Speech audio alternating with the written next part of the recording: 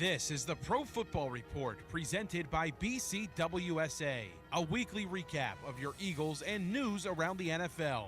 Broadcasting live from Chickies and Pete's, tonight's show is brought to you by Rob's Automotive and Collision, BCWSA, Chickies and Pete's, Begley, Carlin and Mandio Law Firm, Penworth Financial Services, Penn Community Bank, The Capitol Grill, and Ventresca's LTD. We now go live to Chickies and Pete's for the Pro Football Report, presented by BCWSA. Now, here are your hosts from Inside the Birds, Adam Caplan and Andrew DiCecco. Hello, everyone. As the man said, you're listening to the Pro Football Report presented by BCWSA right here on 1490, WBCB and 107.3 FM, and also seen live at WBCBsports.com. It's Adam Caplan from Inside the Birds and our great beat reporter, Andrew DiCecco. We hope to be joined very shortly by Eagles punter, who should be a Pro Bowler, Braden Mann. We hope so, Andrew. Yeah, he should be. He should be a punter. He should Pro be Bowler. a Pro Bowler and an All-Pro. I would make it. He is phenomenal. Andrew, it's funny. We'll probably talk to Braden about this. So I don't. When I travel to camps, I don't really watch the punters much. But he's a guy, you couldn't miss him. What's up, man? Is that Braden? That is Braden. Yeah, he's wearing the Philly hat, so I couldn't tell. What's up, buddy? What's going on, So Braden, just put on the headset. It's Andrew. It's Adam. Good to see you. Yeah, man.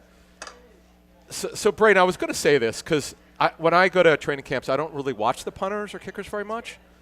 But I got to be honest with you, you were booming it. And I was saying to him, because we talk at training camp, I'm like, is it me or does Braden Mann look like incredible this summer? Oh, thanks. Let me ask you this question. What is your off season like? What do you do to prepare? I mean, it's going to sound a little obvious, but I just punt a lot. I really turned a lot of my training into very, very specific training, for punting. I used to be just hitting the gym a lot and trying to get bigger and stronger. But I think as I've gotten older and more years in the NFL, it's a lot more specific towards me. So I'll go out. Sometimes it takes a while. I'll go out there for 4 hours at a time in Texas and in Dallas and just work on different things. So it's not all full speed, but it's all just getting touches on the football. You talk about getting bigger and stronger. Am I correct on this, that you wanted to play defense when you were in high school? You wanted to play linebacker, is that right? Yeah, I played linebacker my whole life, and that's what I really wanted to do. And then a few back fractures later, and I was like, and then obviously now I look at my body, and I'm like, there's just no way that was going to happen at all. So glad I ended up making the switch. But, yeah, I was kind of forced into switching to kicker and punter, which now I love. So what specifically did you focus on this offseason, whether it was timing, details, anything like that? Yeah, I think just punting in all conditions and trying to punt well when the conditions are bad. Because I think, especially last year in the playoffs, you can see the Rams game, conditions get bad up here. And that's, I was drafted to the Jets, and obviously conditions are similar there. It's similar part of the country. But I grew up playing in Houston, so I never really got that time, that sort of bad conditions to punt in. And now I live in Dallas in the offseason. Dallas in the spring is notoriously super windy. So going out there has been awesome just to help me every day, just going and punting straight into the teeth of the wind and punting down, just figuring out different ways to do it. All right, you said it, wind. This game against the Bears seemed to be very windy. How was the game for you? Windy, yeah. It was. How do you handle it? Pre-game? Do you get out there hours before and try to see that? Because it's gusty. That's the other thing. Yeah. We're out there hours before. I mean, I probably get to the stadium 4 hours before the game starts, and we kind of feel as it's we look at the weather reports, just kind of see how it's going to flow throughout the game. It was very similar to the Lions game. Lions game, very, very windy.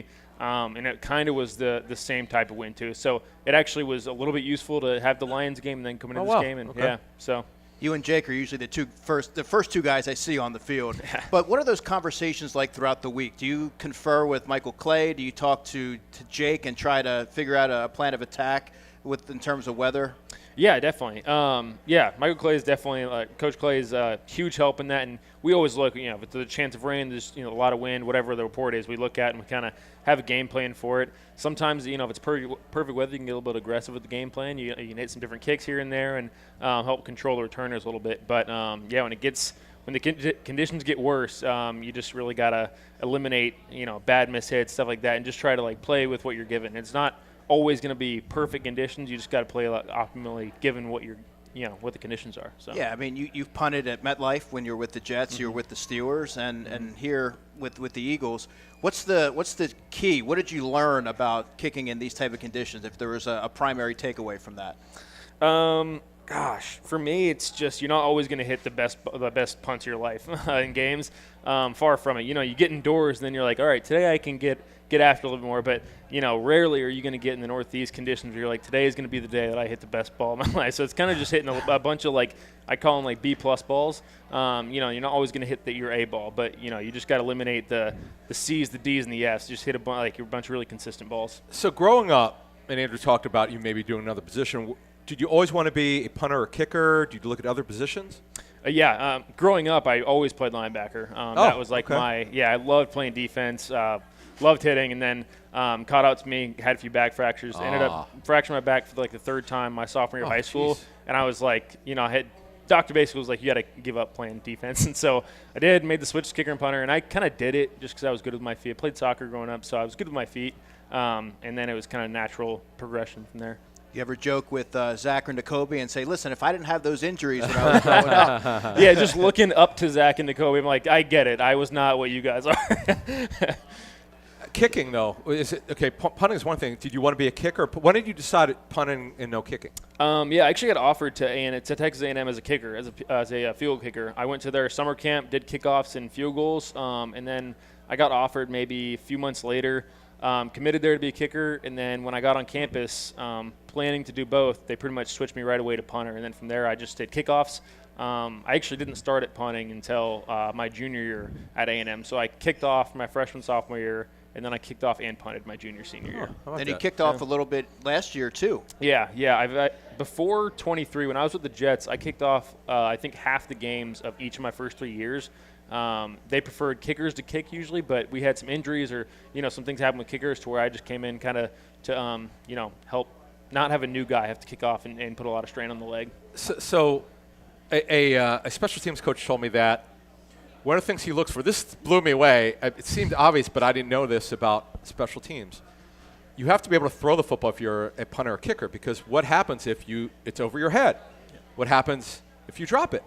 I've heard you got a pretty good arm. Is that accurate? Thanks. Yeah, I don't know if it's pretty good compared to what some people think, but I can get it out there at least. Okay. Throwing 2 fakes, not that they were deep bombs or anything, but just kind of out routes that were pretty easy. Okay. Guys were wide open, so it's just not. You just got to not screw it up. What was it like in practice that week, though? Did you, so with the Philly special, did you execute? Yeah, we did. I think there was maybe one that I overthrew beginning of the week, and I was like, all right, I just got to calm down and not try to throw some heat in there. Just get it to, I think when I did it in 23, it was to Alameda Zacchaeus, and just threw him in Dallas. OZ, okay. Yeah, OZ. So threw it to him. He couldn't have been more wide open, so I just didn't want to dirt it or throw it over him. Yeah, I think you're underselling. You could sling it a little bit. Oh, thanks. Yeah, we definitely, me and the other specialists, and then Coach Clay and Tyler Brown, we get after a little bit, play some games, throw the ball around a little bit. So Tyler Brown's an interesting guy. I've known his dad, Randy, for years, right? Mm-hmm. And Tyler was with him in Michigan. He comes to Philly. He's done a really good job. What specifically does he do with you? With me and Jake, he's really, really detailed with us, which I really appreciate. Once you get to pretty much any level of football, there's not guys that have usually done the kicking and punting that are actually special teams coordinators. Coach Clay, he was a linebacker at Oregon, obviously a really good football player. Yeah. And he actually long snapped, I learned, at Oregon. Really? Yeah, I think it was his freshman year. He was their starting long snapper, which is a crazy thing I never knew about. No, I didn't know that. But yeah, having Tyler, he had kicked and I believe punted in college. I didn't even know that. Yeah, wow. Yeah, so it's just hard to find guys who have done it and kind of get the little details about it, which he's really good about. He always has his iPad and is very, very detailed with, especially Jake. They're film rats. They look at the tiniest little things, and so holding for that whole operation is a lot of fun. Yeah, and I should mention Cal Adamitis, who's done a tremendous job since coming over. But you spent the whole offseason in training camp working with Charlie, who's injured. What was it like transitioning and learning a little bit more about Cal and his style for it? What were those conversations like? There's little things here or there that they do differently, but everybody, Cal's been a good player for a while, and he played for the Bengals. He was a great snapper there. So I think that a lot of these guys, when you get to this level, it's just they're so good. There's little things they do differently, and a lot of it's more of just operationally. When you get out on the field, feeling a little bit of a rhythm. But when you get to the actual snapping, and if you're punter, kicker, or whatever, a lot of them are just so good, and they put it on you to where it's not that crazy of a transition. It's just kind of a lot of the, like I said, just timing things, some things that you get so used to with somebody that you go out on the field and you like look at each other certain ways and you have certain rhythms that you do, and getting used to a lot of that. But Cal came in and was just like, total pro. He prepares unbelievably well. So and he picked up a couple tackles against the Lions. I mean, how about he that was one? moving down Yeah, there. he was. You did. Art of holding. How did you learn how to hold? I just started holding. I watched our holder at A&M do it. I didn't do it my freshman and sophomore year because I kicked, my whole life. So I never held. Yeah. I was just having holders for me. So watched him for a while. And then just did it over and over again, spun 1,000 balls to myself. I just spin to myself, hold them. It gets really boring and repetitive, so find different ways to make it fun. It's kind of how I learned. I just, I don't think I learned it very, formally. I just started holding. Well, what was the trick in the divisional round? You were clearing off snow, and then you had to go hold. What was that like? The clearing off snow was something that was just not an accident. It was Coach Sirianni in – first thing we talked about that week in special teams meeting or team meeting before that was that the O-linemen are going to have to help clear the snow if we get to that spot because, when it gets to 2 inches thick, it's going to be hard to plant. So, and our line was so excited to do it, which was like, they were just like, where's the snow? Where we got to clear it? So they probably cleared out, 6 feet of snow in 5 seconds and then cleared it good for Jake. So that was not an accident at all. That was really well prepared by them. We even practiced it. I think we practiced one day indoors that week. And they practiced clearing snow where there was no snow, which was awesome. So, that was a fun game. I don't say I ever really want to play in those conditions, ideally, but when you get to it, it's really cool. And that game was obviously awesome to play in. Yeah, that is the voice of Eagles punter Braden Mann. It's Adam Caplan and Andrew DiCecco from Inside the Birds. We're at Chicken Pete's on Roosevelt Boulevard. Stop on by.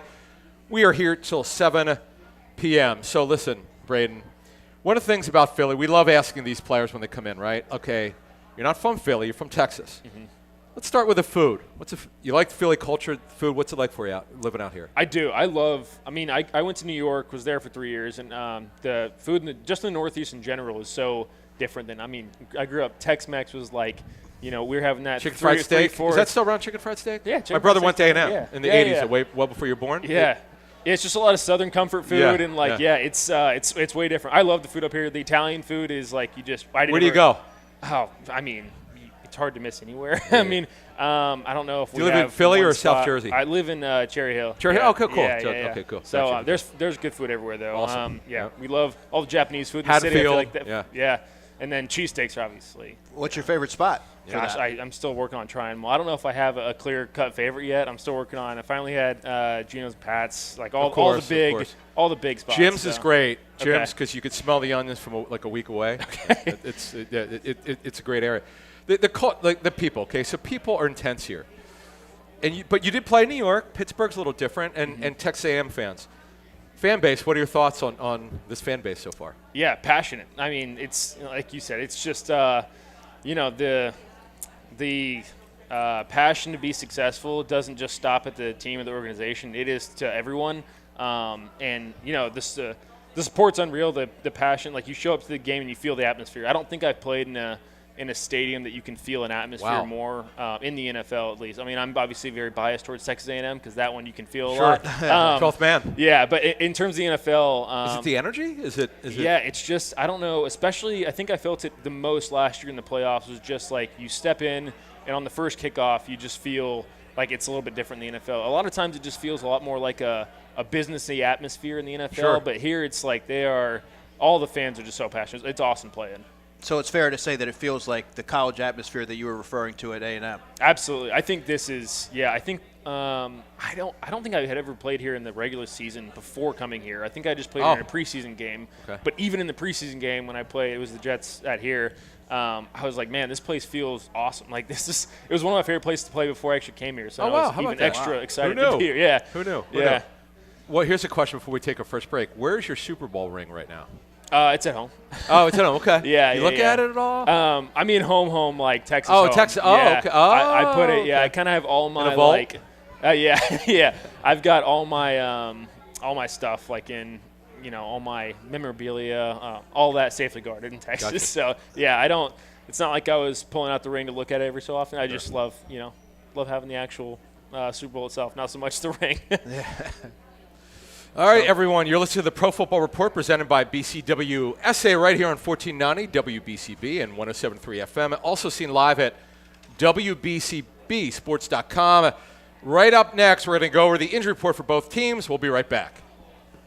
Hi, it's Pete from Chicky and Pete's. Do you have a large party of 10, 20, even 50 people? We can't wait to treat you like family at Chicky and Pete's. Forget about deposits or credit card reservations. Making a reservation for your large group is effortless at Chicky's and Pete's. Lots of options to celebrate and make your night out unforgettable. Order off the menu or select from food and drink packages, private party rooms available. Make your reservations right now at chickiesanpete's.com. And don't forget, Chicky and Pete's gift cards are the perfect fit for any occasion. Only at Chicky's and Pete's. Rob's Automotive and Collision Center in Lower Bucks County is a full-service repair center with competitive prices, top-of-the-line products, and the finest auto body and mechanical repair technicians anywhere. Rob's makes repairing your car easy. Same-day service guaranteed. Whether it's an oil change, state inspection, or a mechanical issue, Rob's will have you in and out and on your way. 2700 Veterans Highway in Bristol, 215-826-9200 for 24-hour emergency towing. Call 215-826-0250. This is Tommy Green from the 1993 National League champion Phillies. Every champion needs a good game plan. BCWSA and I want to make sure you have a game plan when it comes to conserving our most precious resource, water. Whether you're washing dishes, brushing your teeth, or watering your garden, there are ways you can save water and save money. Visit bcwsa.net for tips on conserving water. BCWSA, proven. We now return to Chickies and Pete's for the Pro Football Report presented by BCWSA. Once again, here are your hosts from Inside the Birds, Adam Caplan and Andrew DiCecco. All right, everyone, you're listening to the Pro Football Report presented by BCWSA right here on 1490 WBCB and 107.3 FM, and also seen live at WBCBsports.com. It's Adam Caplan and Andrew DiCecco from Inside the Birds, and our guest is number 10, correct? Yep. The great punter, Braden Mann, who's Mr. Inside the 20. My friend, before we get to the injury review brought to you by the attorneys at Begley, Carlin, and Mandio, I got to ask you this one question before I forget.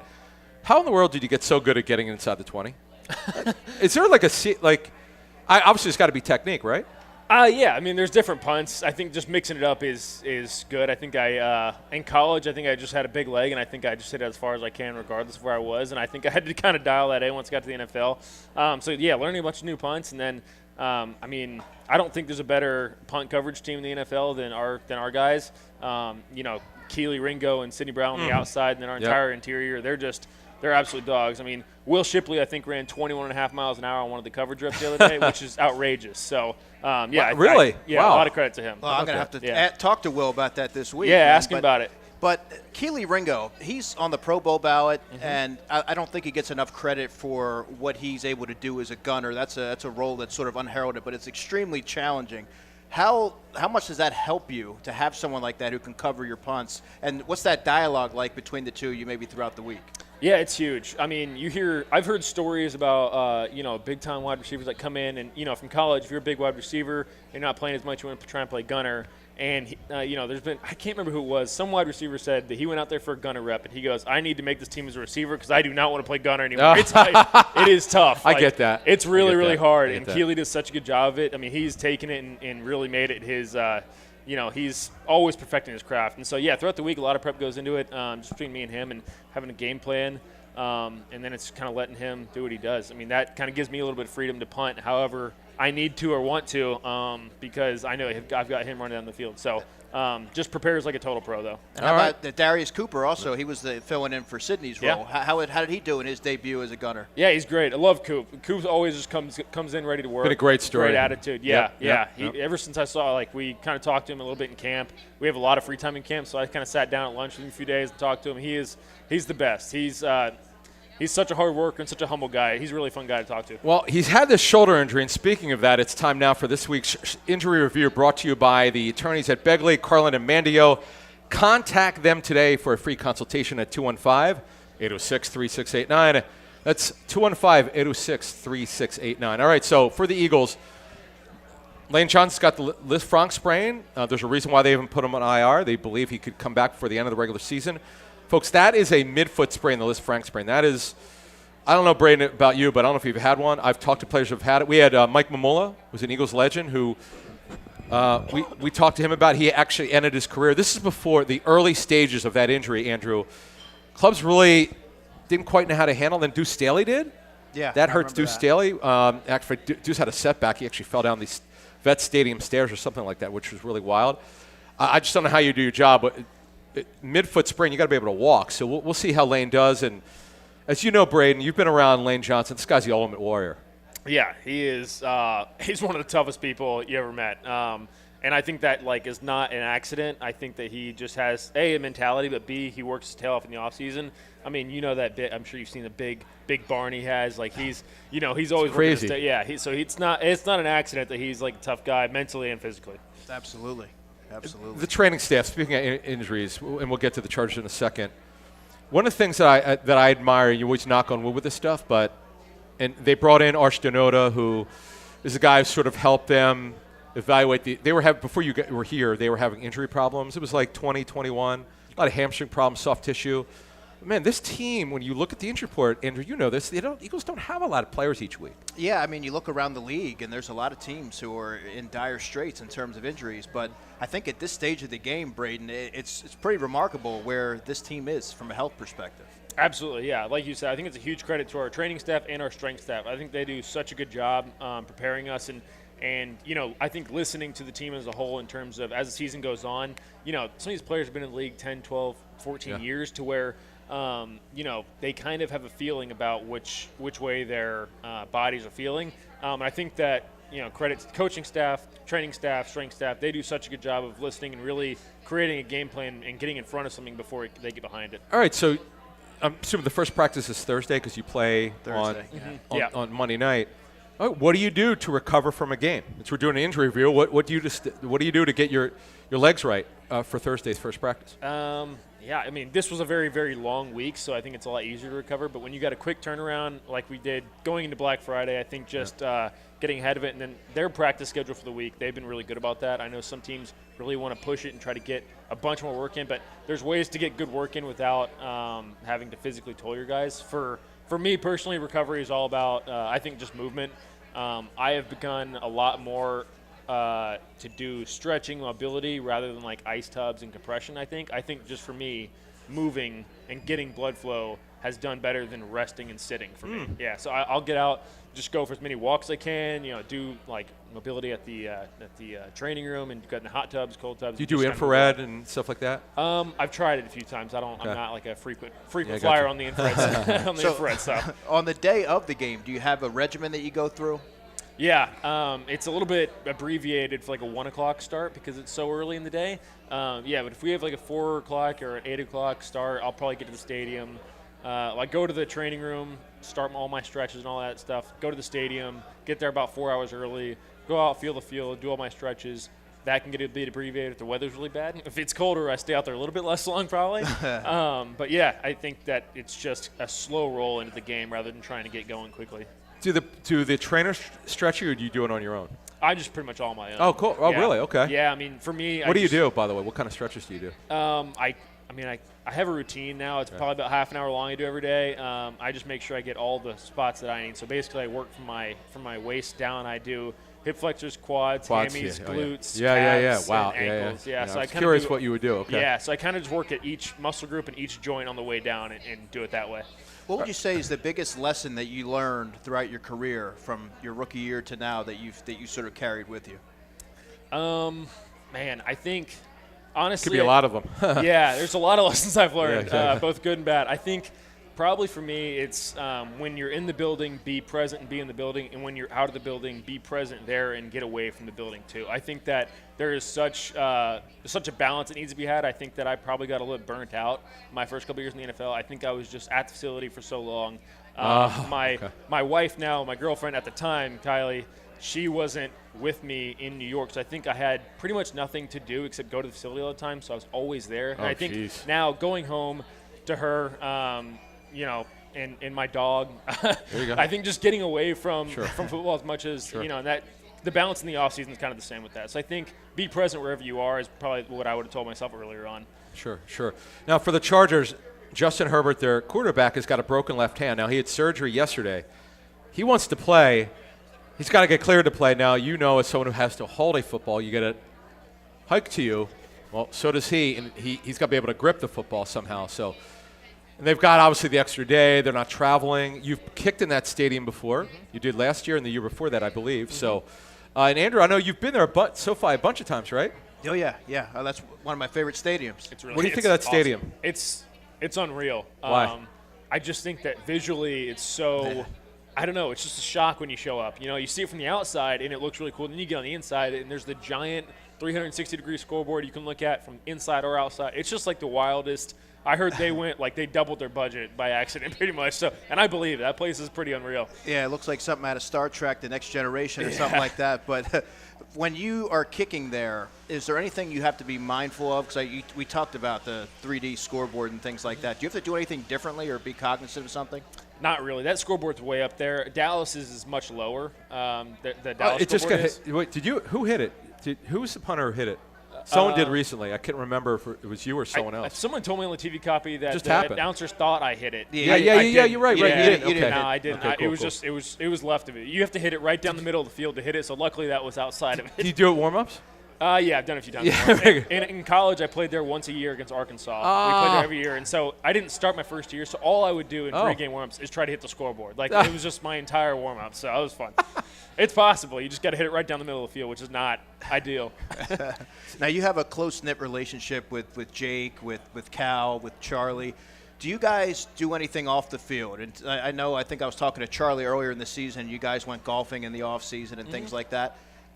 Yeah, we try to hang out as much as we can off the field. Everyone's got their families and stuff to go to home to, and that's something also you want to hang out with everybody's families, get to know everybody, their wives, children, stuff like that. I think us three, we've golfed a lot. Jake and I in particular golf a ton when we can. Jake must be great because he's Mr. Athlete. Yeah. So I think we just all, we just try to get out and do stuff while we can in OTAs when the schedule's not quite as packed. Because when the season comes, you pretty much – we're always at the facility with each other, not as much away from the facility. Do you feel like there's carryover with that? Like you can feel it on the field, that camaraderie? Yeah, definitely. I think it's a lot. Yeah, it's a lot easier. Guys talk about a lot easier being in college to do that because you're with each other year round versus you show up together in the NFL kind of like mid-year. But I think that Coach Sirianni and everybody here does a great job of getting us together. And, sometimes on off days or days where we might have something, we go, bowling or we go shoot some hoops or do whatever. And we have a lot of team building, which I think has been really, really good. And a couple more injuries. So we know that Drew Makuba had the surgery for a broken right ankle. The question is, if the Eagles make a deep playoff run, can he return? Devontae Smith, I'm sure he'll play. He came back in the game, but, man, he's got a couple injuries, so you got to look out for that. And, by the way, Trey Lance is Justin Herbert's backup, Andrew, who was a very high first-round pick for the Niners. It didn't work out. And it's just funny how things work out for teams. And Brock Purdy, Mr. Relevant, is the Niners quarterback. This business, Braden, you've been in the league long enough. You never quite know what's going to happen and you've been with a couple teams here. When you got to Philly, by the way, was there the belief that you would be their punter? I forget. It's been a while now. So did you have anyone in competition with you, or were you the guy? Because you went to the practice squad first, right? Well, I came in week 3 of 23 was my first week here. Okay. And so, I just came in and started right away. I don't know. I think there was maybe a Thursday night game in week 2. And so I had Friday, Saturday, Sunday, and then the whole next week to get going and, work with everybody. So, I kind of came in right away and was just, thrown into it, which I kind of liked. I was on the Steelers, made their 53-man roster, and then got released later, and then tried out, signed 2 weeks later, and then, started week 3. All right, so the one we're going to be watching is Justin Herbert. Can he practice starting Thursday, because that is their first day of practice, and the last day is obviously on Saturday. Sunday will be the walkthrough. Monday night is the game at 8:15 Eastern. That is this week's injury review brought to you by the attorneys at Begley, Carlin, and Mandio. Contact them today for a free consultation at 215-806-3689.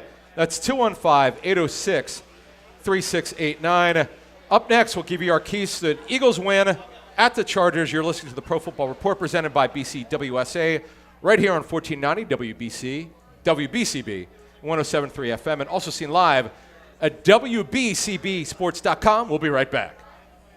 Hi, it's Pete from Chicky and Pete's, the official sports bar of your world champion Philadelphia Eagles. Go where the players go. Come join us all season for Eagles pep rallies, watch parties, and the best in-game experience anywhere. Ice cold draft beer, world famous food, and fan-friendly fun for every Eagles game. Every Monday night in South Philly, the Jordan Mailata Show, presented by Miller Lite, followed by Chicky and Pete's Players Lounge with a current player, hosted by Ike Reese and Hugh Douglas. Go where the players go. Chickies and Pete's.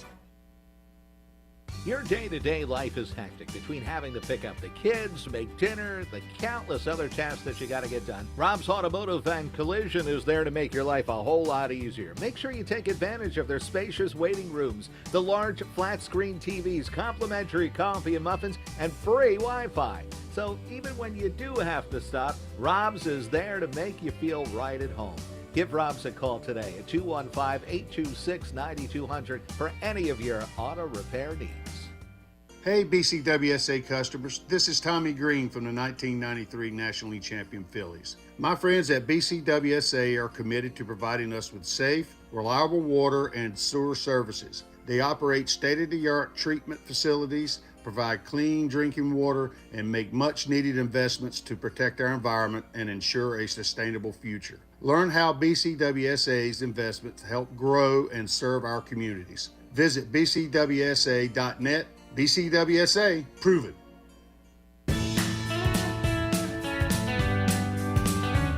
With over 7,200 square feet of 200 brewers in stock at all times, Pantheon Beverages now features 5 different flavors of their favorite slushy cocktails. You can also purchase all your wine, liquor, and other fine spirits right next door. Visit us on Facebook or online at pantheonbeverages.com for upcoming events and samples from your favorite brewery or local food vendor.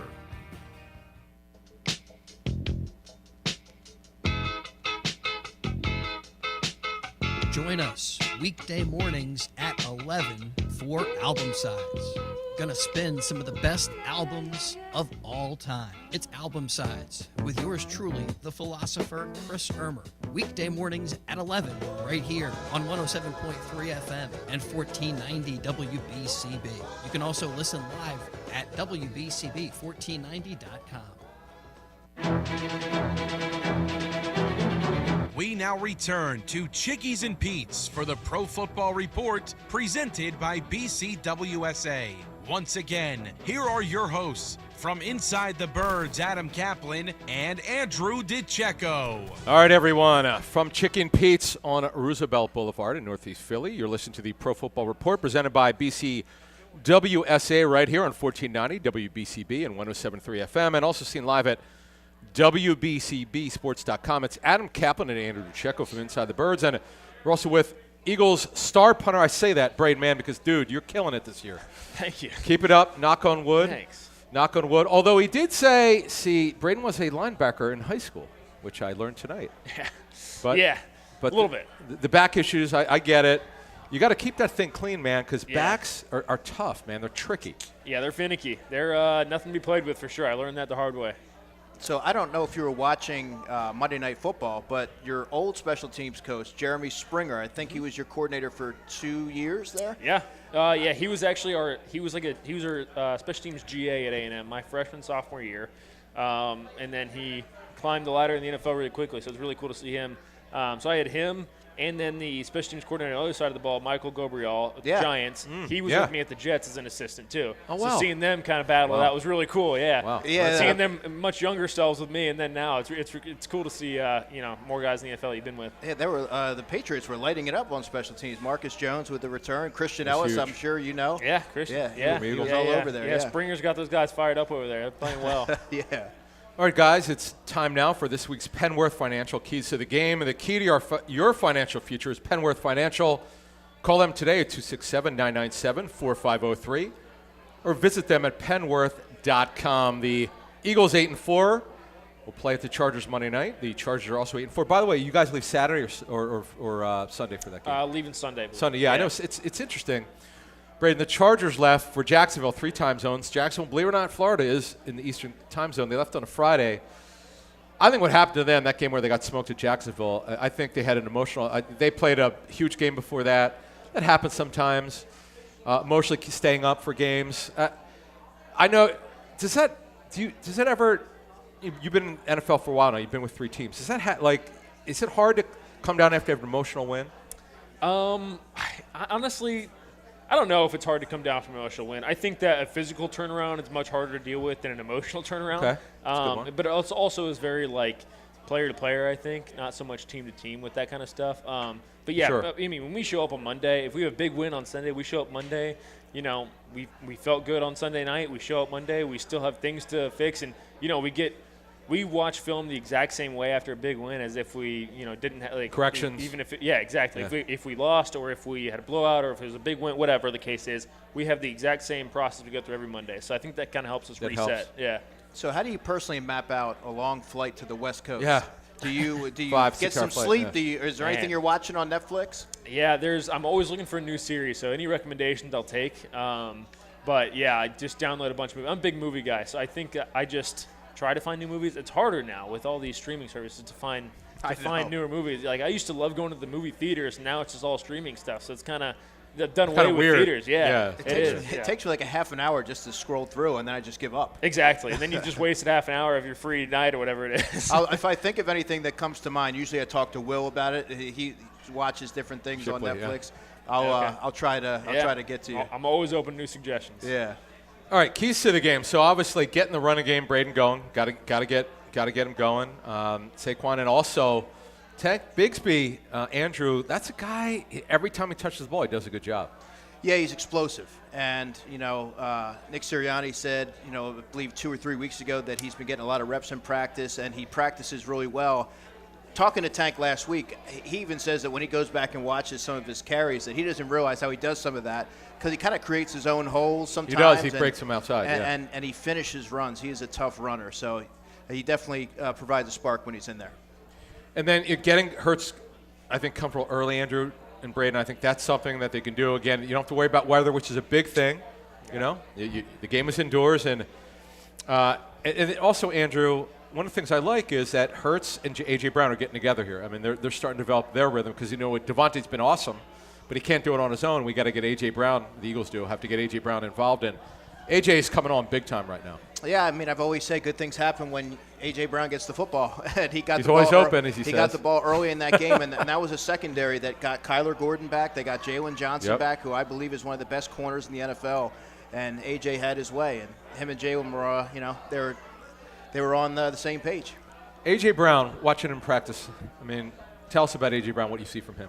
Man, he's a physical presence, that's for sure. He just makes some of the most ridiculous catches I've ever seen, and then he kind of just pretend he's just so normal about it too. Like on the field, he'll make some ridiculous one-handed grab and toe tap on the sideline, and then he just jogs right back to the huddle. So, physical presence. He's just so talented, and works his tail off. So the first practice, this is 20. When did he get here? 22, right? 22. Okay, so it's a OTA, and we were waiting for him to go against Slay, and it was they put media's here. You guys are, it was going on over here, and we can't get instant replay. We just don't. Mm-hmm. I don't know if they had the video. The video at the. Yeah, I don't know if they were doing it then. Yeah. But AJ makes this catch. Slay's literally right on top of him, literally glued to him. I'm like, how did he? Wait a minute. How did he do that? Because he has these late hands. I never heard of this before. Mm-hmm. He calls them late hands. He gives this very subtle shove. He never gets. Rarely gets. I don't want to say never, but he rarely gets called for PI. Andrew, you've seen this guy from day one. You've been at just about every practice, obviously training camp especially, or OTAs. Yeah. Your thoughts on this guy? Physical, I mean, in my opinion, best receiver in the NFL. Physical, there's not a corner that can, contend with him. And I think he does a good job with body positioning. And when the ball's in the air, those 50-50 balls are, maybe 70-30 or 80-20 when they go to AJ. So, yeah, I mean, it's something that I think initially you could take for granted, but seeing him work every day, and it's something that he makes the ordinary or the extraordinary look ordinary because he does it with such regularity. And also getting Hurts protected a little bit better. They've got to do a better job with that. Now let's get to special teams. Braden, what's the key for you getting ready for this game when you get there? I think just containing their guys, and I think physicality is going to be the same theme every week, especially for Coach Clay. I mean, we got to out physical them on special teams, and then I just think containing their returners. I think they've got a good set of returners. I know one of their. So I was actually a roommate with one of their new special teamers on the team, Travion Williams. He's going to be So he played for the Bengals and the Browns. Yeah, he's a good big time special teams player. So he's a great special teamer. So that'll be fun to get with him again. He was my roommate for 3 years in college. Oh wow, so, that's pretty cool. So it'll be good playing against him. But in terms of special teams, I think that the same theme is going to be always physicality and then just containing their returners. Now Britton Covey, former Ram, by the way. I've gotten to know him, talking to him for the last few seasons. I know he's very meticulous in how he approaches things, and he, all the stones that he makes sure he doesn't leave unturned. And do you guys have any conversations throughout the week? Because I know that he'll meet with the gunners and the return unit and things like that. Does he pick your brain on anything? All the time. Yeah, he's willing to take anything that anyone can provide. So he's always asking questions, always, and you can tell he's prepared the way he talks. You know that before the week's even started, he's already watched film on their punter. He knows what the tendencies are, what he likes to kick, what he doesn't like to kick. If he's showing different ways he's going to punt. Britton's a true professional. He makes it a lot of fun too. I think that he kind of challenges himself and almost plays a little bit of games with himself during practice to make it more challenging. That way the games feel, because for him, some of his decision making, it makes the game feel slow for him because he's just so good at it. And I think he just works on it in practice, and then it just becomes natural. Yeah, he stopped me. He was like 35-mile-an-hour winds Thursday. Yeah. Or Friday. He knew that. Friday. Like he already was on it. Yep. That's actually what I wanted to ask, because we talked about weather briefly before. But you're looking at an app on Monday. You're like, okay, I got to know what it's going to look like, or do they just provide a weather report for you? Everyone's kind of got their own weather system app that they swear by, and then we all just kind of average them out. It's usually somewhere in between what everybody else thinks. I use weather.com. It's super accurate. Yeah. Hour by hour, I'm big because I play tennis outside. We can't do it now, but I want to know. Yeah. Okay, 3 days from now, can I play outside or not? Yeah. You got the weather app. You got AccuWeather. You've got these foreign apps that I've gotten that are supposed to be really good. Really? And they show you. You got to share that. They man. visually show you the wind on the map too, which is cool. I think it shows you the flow of the wind. Holy smokes! So everyone's kind of got their app they swear by. So. One thing when you get to the stadium, right now, this is an indoor game. You don't have to worry about the conditions. Mm-hmm. So is your approach different? I think there's less. I kick a bunch in pregame to feel out the wind when there's wind or rain or whatever the case is. In indoor games, I probably don't kick as much because I don't know. Like I don't have to know how to adjust anything. So I just pretty much have to get warm for indoor games, which is a good feeling. I definitely sleep better when we play indoors, but just showing up earlier to weather games is and kicking a little bit more to get adjusted, because then not only just to get warmed up, you got to really feel what the wind and the rain or the snow, however it's affecting it. Yeah. So Michael Clay, I've always enjoyed my conversations with Michael, and I'm impressed with his just grasp and understanding and catering to the strengths of his players. What, in your estimation, makes him a great coach? Like you said, he knows his players and he gets to know his players, which is really awesome. All the special teams appreciate it. That's why everybody speaks so highly of him. He just gets to know everybody, not only on the field but off the field, and I think that helps him make good decisions during the week in games, just because he knows kind of what everybody's thinking, because he really goes out of his way to talk to guys and build relationships with them. So he's built great relationships with pretty much all our special teamers, all our core guys, and the specialists, obviously. So I think just him building relationships has made him a really good coach too. Does he have a soccer background? Because I oftentimes will see him before practice or even in training camp, and he's kicking the soccer ball around with you guys. Yeah, I think he grew up playing soccer a little bit. He's one of the more talented people I think I've ever met.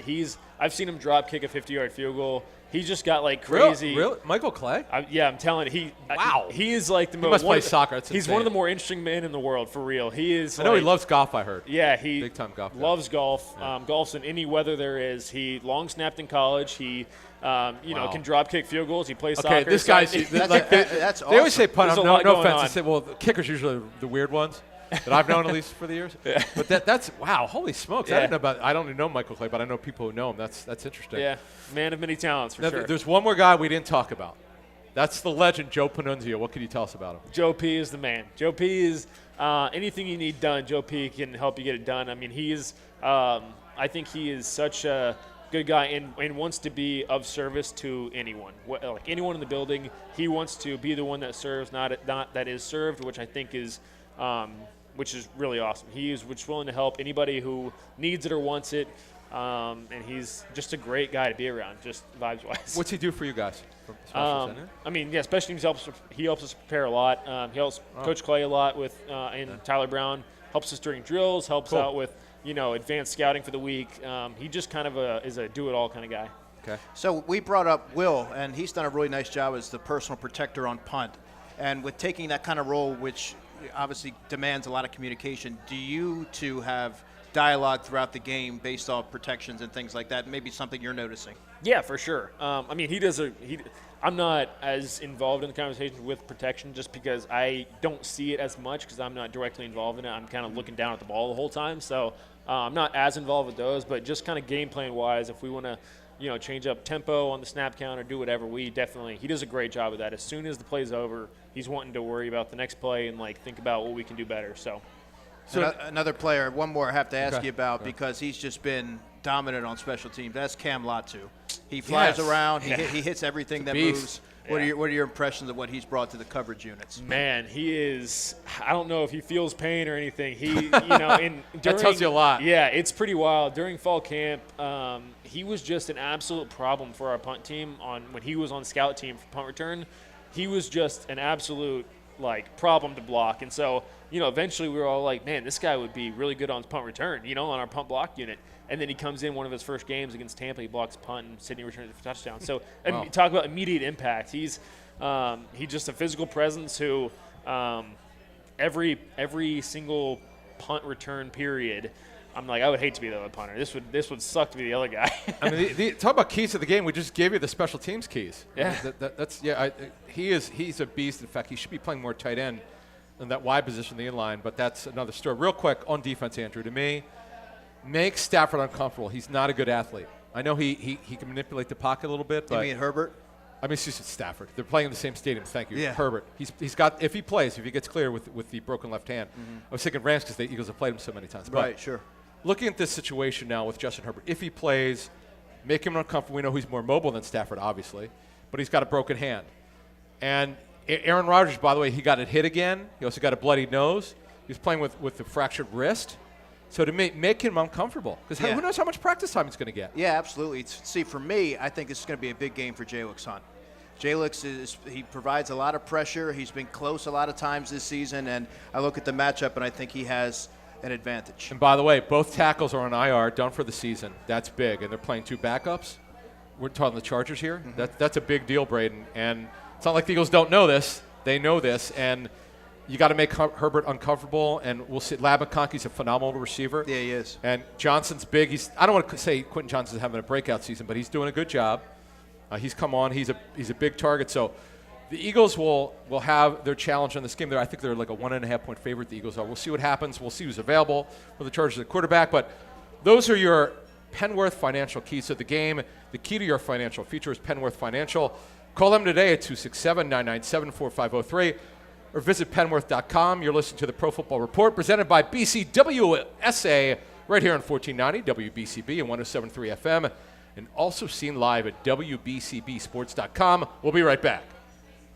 Hi, it's Pete from Chicky and Pete's. Do you have a large party of 10, 20, even 50 people? We can't wait to treat you like family at Chicky and Pete's. Forget about deposits or credit card reservations. Making a reservation for your large group is effortless at Chickies and Pete's. Lots of options to celebrate and make your night out unforgettable. Order off the menu or select from food and drink packages. Private party rooms available. Make your reservations right now at chickiesandpete's.com. And don't forget, Chicky and Pete's gift cards are the perfect fit for any occasion. Only at Chickies and Pete's.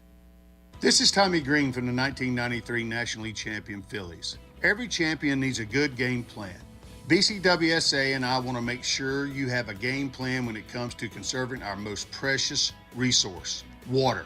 Whether you're washing dishes, brushing your teeth, or watering your garden, there are ways you can save water and save money. Visit bcwsa.net for tips on conserving water. BCWSA, proven. Rob's Automotive and Collision Center in Lower Bucks County is a full-service repair center with competitive prices, top-of-the-line products, and the finest auto body and mechanical repair technicians anywhere. Rob's makes repairing your car easy. Same-day service guaranteed. Whether it's an oil change, state inspection, or a mechanical issue, Rob's will have you in and out and on your way. 2700 Veterans Highway in Bristol, 215-826-9200 for 24-hour emergency towing. Call 215-826-0250. When an Eagles player gets hurt, the team takes care of him. When you get hurt, the attorneys at Begley, Carlin, and Mandio will take care of you. They understand that a severe accident can be a life-altering event. You need a reliable teammate to fight for you. The attorneys at Begley, Carlin, and Mandio will get you great results. And if there's no recovery, there's no fee. Contact them today at 215-750-0110 for a free consultation. 215-750-0110 for a reliable ally that's on your side. We now return to Chickies and Pete's for the Pro Football Report presented by BCWSA. Once again, here are your hosts from Inside the Birds, Adam Caplan and Andrew DiCecco. All right, everyone, welcome back to Chicken Pete's on Roosevelt Boulevard. It's the Pro Football Report presented by BCWSA right here on 1490 WBCB and 107.3 FM, and also seen live at WBCBSports.com. It's Adam Caplan and Andrew DiCecco from Inside the Birds, and we're with Eagles punter Braden Mann. Braden, we really thank you for joining us. Andrew, you're in the locker room every week. Yeah. You see this guy. You see these players getting ready. It's a big week. It's week 14, my man, and you'll be going. And in fact, you'll be in there on Thursday.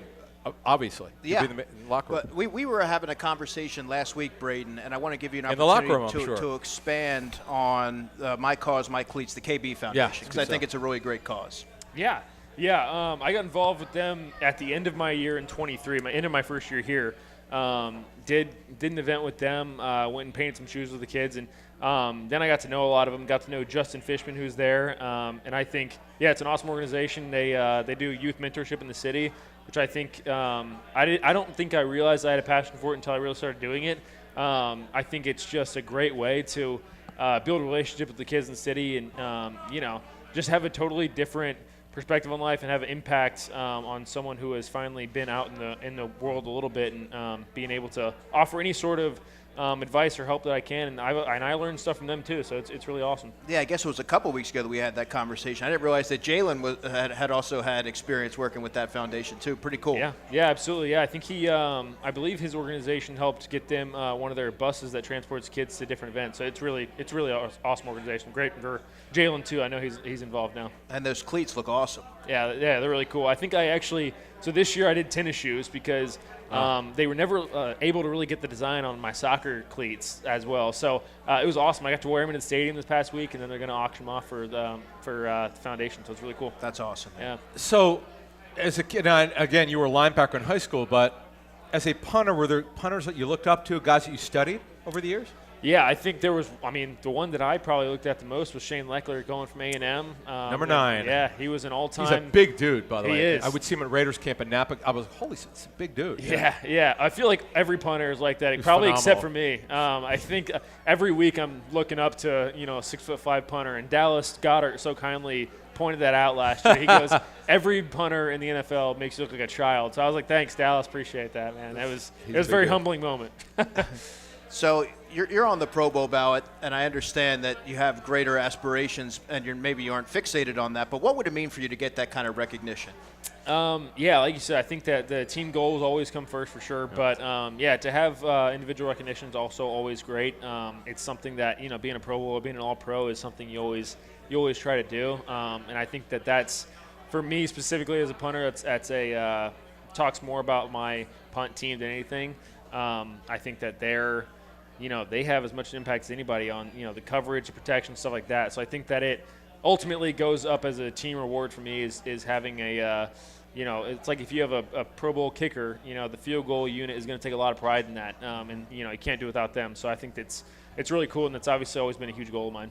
Yeah, and a testament to your unit, as you said. And we highlighted a bunch of the different coverage guys on that unit. So I think all the way around, everybody's firing on all cylinders. At least it seems to be that way. Yeah, absolutely. They're always showing up ready to work every day. And I think that starts from the top down, starts with Coach Sirianni, and then goes to Coach Clay, and then it kind of trickles down to the guys. So I think everybody shows up on Monday ready to work, and it's really cool to have an organization like that. So in practice, because if Jake, for something, if he pulled a muscle or something, would you kick? I mean, do you practice at all? Yeah, we did.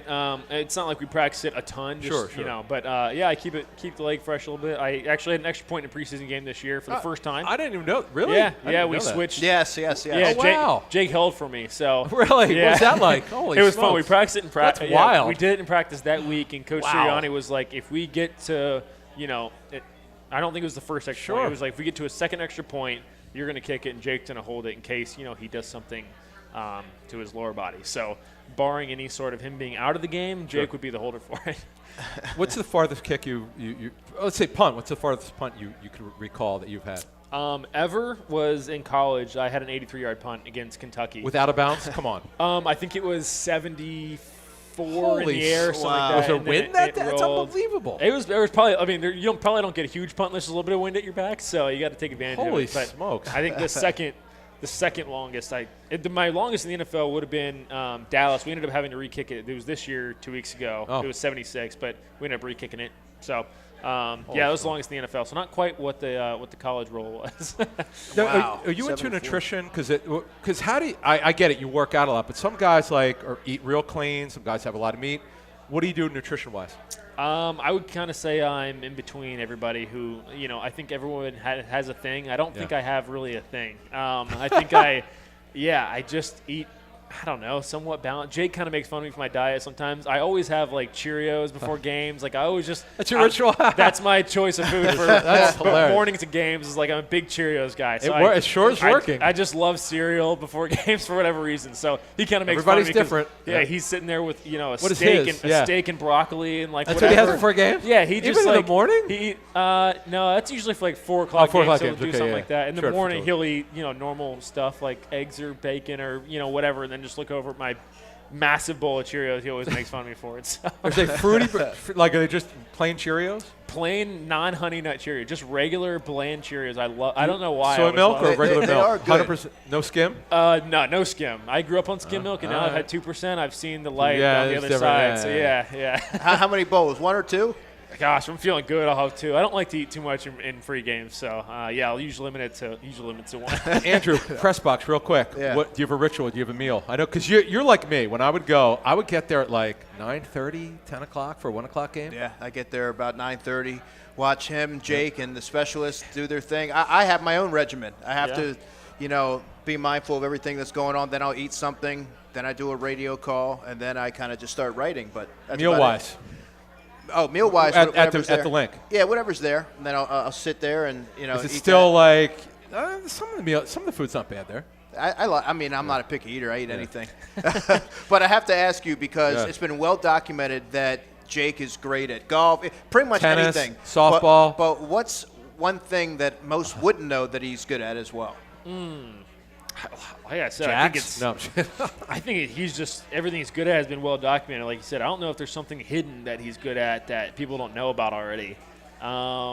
He just kind of is a jack of all trades. I mean, me and him go at it in pool. He loves shuffleboard. Any game, yeah, we have a shuffleboard. Anytime you can get on a game. Where do you play shuffleboard? I guess ping pong is probably the one. Sure. I don't know if anybody knows that or not. He was I think he was an all-state tennis player. So yes. him in racket sport, him in racket or stick sports, he's really good at. So I've seen pretty much any of those. I've seen his video playing tennis. As an avid tennis player, I'm I can't do it as well as he can. Holy smokes, he's a really good tennis player. He strikes the ball, Andrew. He's not the biggest guy in the world, but his form, a lot of kickers are great golfers. Mm-hmm. Is he a good? I assume he's a good golfer. I have no idea. Yeah, I heard he's really good. Yeah, he's it makes a plus 1.5 handicap, something like that. That is this dude. He's a unicorn. I also heard you're pretty good. I think Charlie mentioned that when I spoke to him. Thanks. Yeah, I'm sit around to scratch. So Jake usually gets me by a couple or 1 or 2 around. But there's been a couple back and forth. Do you play in high school? Were you in the golf team? No, I wish I played. How did you? I started in 2020 when COVID happened. I just got obsessed in Texas. Started That's wanting to play unbelievable. golf. Yeah, it was. We started playing it a course. It was $10 in College Station. How did you learn? Did you take lessons? No, just went out and hit 1 billion golf balls. That's insane. Yeah. So Jake usually gets me. Wow. Though. I'll say that on the record, but I'm gonna try and catch him this next year. have the Elliott Mann Cup. That's what you have to have. Exactly. And invite players from all around the country. That was, by the way, the voice of Eagles punter Braden Mann. It's Adam Caplan and Andrew DiCecco from Inside the Birds. Next week, it's Merrill Reese and I at Chicken Pizza in Warrington. We'll see you then. You're listening to 1490 WBCB and on your FM dial at 107.3 W2.